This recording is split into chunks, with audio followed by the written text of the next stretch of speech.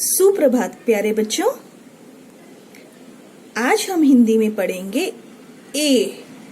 एड़ी। अब एड़ी को आप सब पहचानते हैं। चलिए आज पढ़ते हैं इसकी मात्रा के बारे में। तो ये मात्रा है ए की मात्रा। ध्यान दीजिए, ये ऊपर लाइन के ऊपर ऐसे मात्रा लगेगी ए की मात्रा। ठीक है, आइए देखते हैं कुछ उदाहरण और ये भी दिखाते हैं आपको कि कैसे एक मात्रा लगने से शब्द का अर्थ ही बदल जाता है। यहाँ देखिए, ये क्या लिखा है? सब। सब सब सब मतलब सब लोग। ठीक है, ये सब लोग बने हैं सब। अब इस स के ऊपर अगर मैं ये ए की मात्रा लगा देती हूँ, देखिए ए की मात्रा कैसे लगाई है। ये जो स का डंडा है, इसको हिंदी में बोलते हैं खड़ी पाई। क्या बोलते हैं बेटा? खड़ी पाई। तो अब आपको ध्यान रखना है कि जब भी ए की मात्रा लगाएंगे वो वर्ण की खड़ी पाई पर, डंडे पर लगाएंगे। स के ऊपर ए की मात्रा लगाई और ब, सेब। सेब। तो देख रहे हैं एक मात्रा से कैसे इसका अर्थ बदल गया। सब, सेब। यह है जल।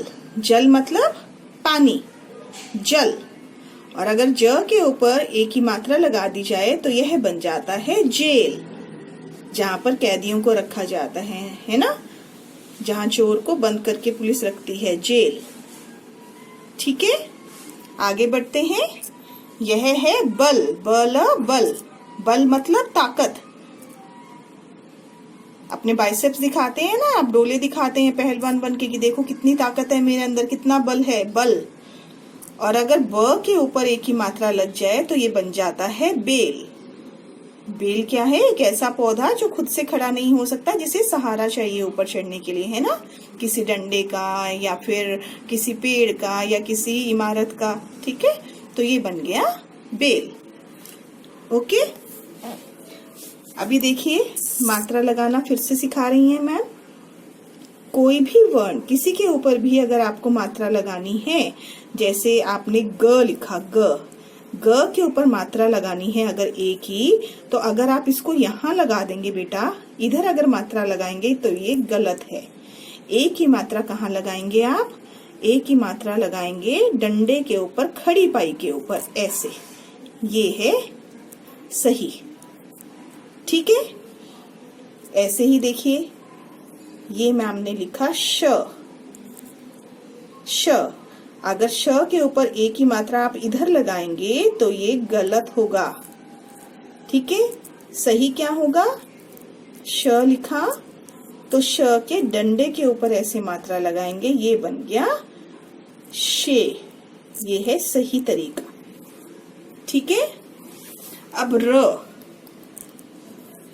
अब आप कहेंगे र के तो डंडा नहीं है। र में र के ऊपर ऐसे मात्रा।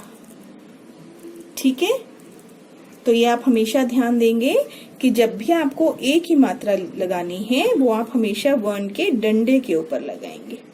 ठीक है बेटा, चलिए आइए अब जल्दी से पढ़ते हैं ए की मात्रा का पाठ। यह है पाठ 8, ए की मात्रा। सेब, शेर, पेड़, केले। यहाँ क और ल दोनों पर ए की मात्रा है, केले। अब देखिए, शेर, बेर, रेल, तेल, केला। यहाँ पर दो मात्राएं लगी हैं, ए की मात्रा और आ की मात्रा। केला, मेला, ठेला, बेला, मेरठ, रेशम, केसर, जेवर। अब देखिए, बोलिए और अंतर समझिए। ये जो अभी आपको सिखाया, जल। जल मतलब पानी, और ए की मात्रा लग गई तो बन गया जेल। जेल जहां पर कैदी को रखते हैं। तल, तल होता है बेटा किसी भी चीज का बॉटम, निचला हिस्सा, उसको बोलते हैं तल। और एक तल होता है तलना, फ्राई करना। मम्मी आपके लिए चिप्स बनाती हैं, ठीक है, तो वो भी तलना होता है। ये बन गया तेल, त के ऊपर एक ही मात्रा तेल, ऑयल, जो आप अपनी बॉडी पर लगाते हैं, अपने शरीर पर लगाते हैं, ठीक है। सब, सब लोग, सेब, खल, खल क्या होता है बेटा, जो पशु होते हैं, जानवर होते हैं, गाय भैंस, उनको खिलाया जाता है खल, उनका खाना। ये खल होता क्या है, कुछ चीजों को जैसे तेल निकालकर उसका बचा हुआ जो सामान होता है ना, उसमें से बचता है, उसको खल बोलते हैं। उसके अंदर कुछ खाने की वस्तुएं और मिलाकर उसको खल बनाकर वो खल पशुओं को खिलाई जाती है, खल। खेल, ख के ऊपर एक ही मात्रा, खेल, खेल मतलब गेम। बल, बल मतलब ताकत, ब पर एक ही मात्रा, बेल, बेल आपको अभी मैम ने बनाकर दिखाया है, एक पौधा जो खुद से खड़ा नहीं हो सकता, जिसे किसी और चीज का सहारा चाहिए ऊपर चढ़ने के लिए। जब, जब, जब, और ज पर एक ही मात्रा लगाई तो बन गया जेब, पॉकेट, ठीक है। चलिए अब एक मजेदार पाठ भी पढ़ लेते हैं इसका।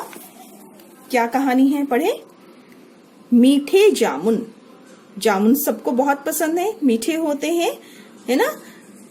जामुन का सीजन भी आ रहा है। सवेरा हुआ, सवेरा मतलब सुबह, सवेरा हुआ, सुबह हो गई है।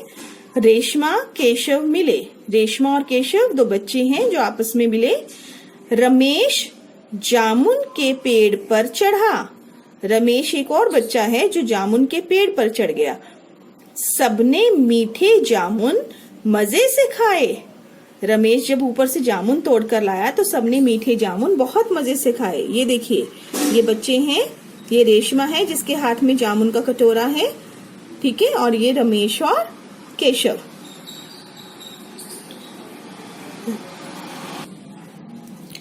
रेशमा पके केले लाई, सभी ने केले खाए।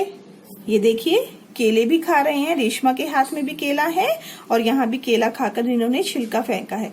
छिलका ऐसे नहीं फेंकना चाहिए ना बेटा सड़क पर, है ना। इससे क्या होगा, किसी का पांव छिलके पर आएगा और वो गिर सकता है और गंदगी भी फैलती है। तो छिलका कभी ऐसे नहीं फेंकना चाहिए, हमेशा कूड़ेदान में फेंकना चाहिए। केशव ने छिलके सड़क पर गिराए, तो अब हमें पता चला ये केशव है जो छिलके जो है वो सड़क पर गिरा रहा है, ठीक है।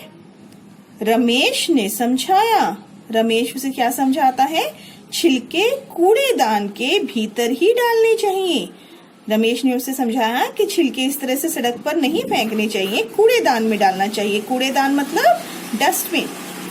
तभी तुम सब समझदार कहलाओगे, तभी तो सब बोलेंगे कि ये बहुत समझदार बच्चे हैं। अगर इस तरह से गंदगी मचाएंगे, केले के छिलके सड़क पर फेंकेंगे तो खुद को भी नुकसान हो सकता है, दूसरे को भी, और गंदगी भी फैलती है और सब क्या कहेंगे कि इन बच्चों को कोई समझ नहीं है ना।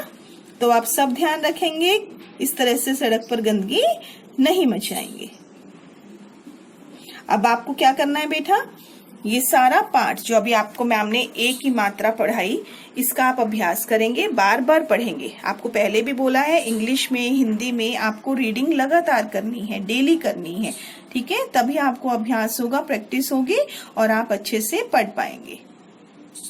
चलिए अब पाठ पढ़ना शुरू कीजिए और मम्मी को पढ़कर सुनाइए।